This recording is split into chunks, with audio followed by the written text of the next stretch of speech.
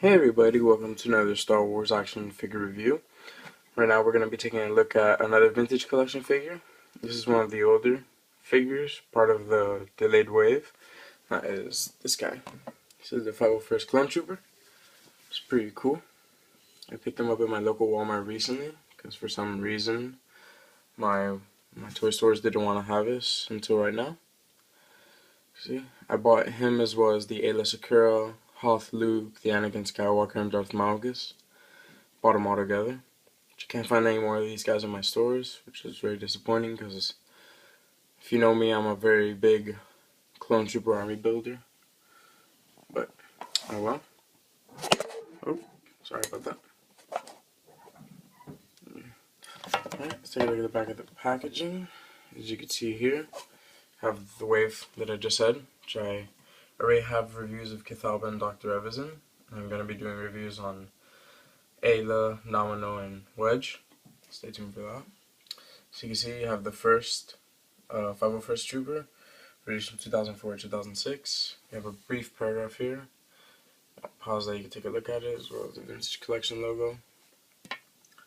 Yeah, enough about the packaging. Alright, let's take a look at the figure. See it right here. Very cool. Now, I could be wrong, but when it comes to accuracy, I don't believe these troopers are accurate, mainly just for their shoulder pads. As you can see, they have that Phase 1 look. At least all the new Phase 1 clone troopers are good.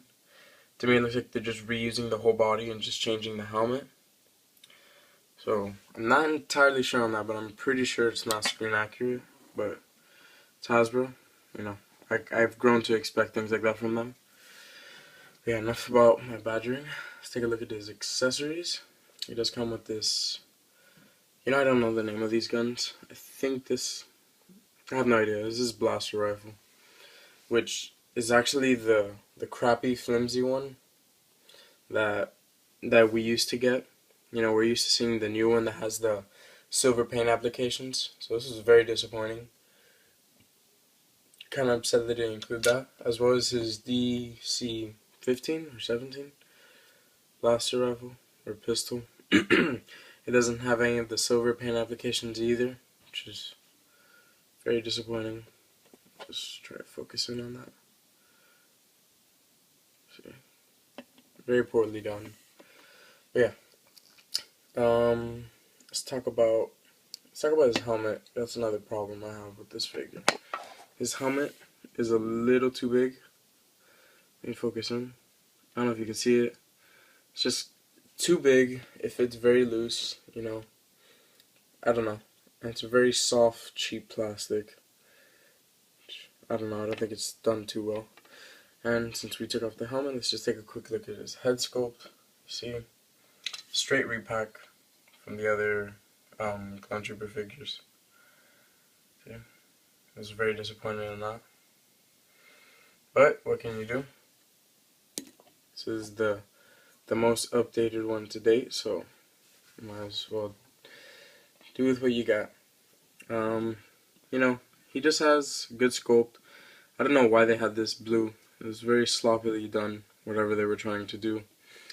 There's some scuff marks here, as you can see, to show like battle damage, which kind of makes it just look like they did a bad paint job. I see up top here. Who knows, maybe they actually did do a bad paint job and that was unintended. But, yeah, you see right here on his chest, not too good. What really sells this for me, though, is his articulation. He has the best articulation you could ask for from a Star Wars 3 3/4 figure. He has a ball-jointed head, ball-hinged shoulders, which are limited to the shoulder pads like the other troopers. He has ball-hinged elbows.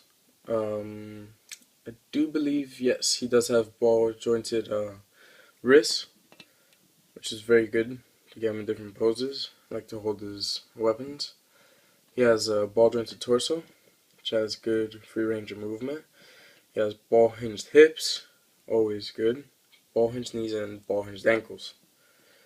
So yeah, that's pretty much all I have to say about this figure. Not too impressed. His lack of screen accuracy, his helmet, and his overall paint job really do harm the figure, including the weapons they give him. Very old, outdated weapons. So this one's, I don't necessarily recommend this figure. I just leave it to you on this one, for you to decide whether you think it's worth $10. I do think it's worth it just because it's the newest figure. Oh look, you see, his shoulder pads are a lot more rounded, and these are just like very triangle shaped. You could see, give a very good look at it. And then you can also see how the helmet is a little too big. But yeah, I hope you found this review helpful, making your decision where you want this figure or not.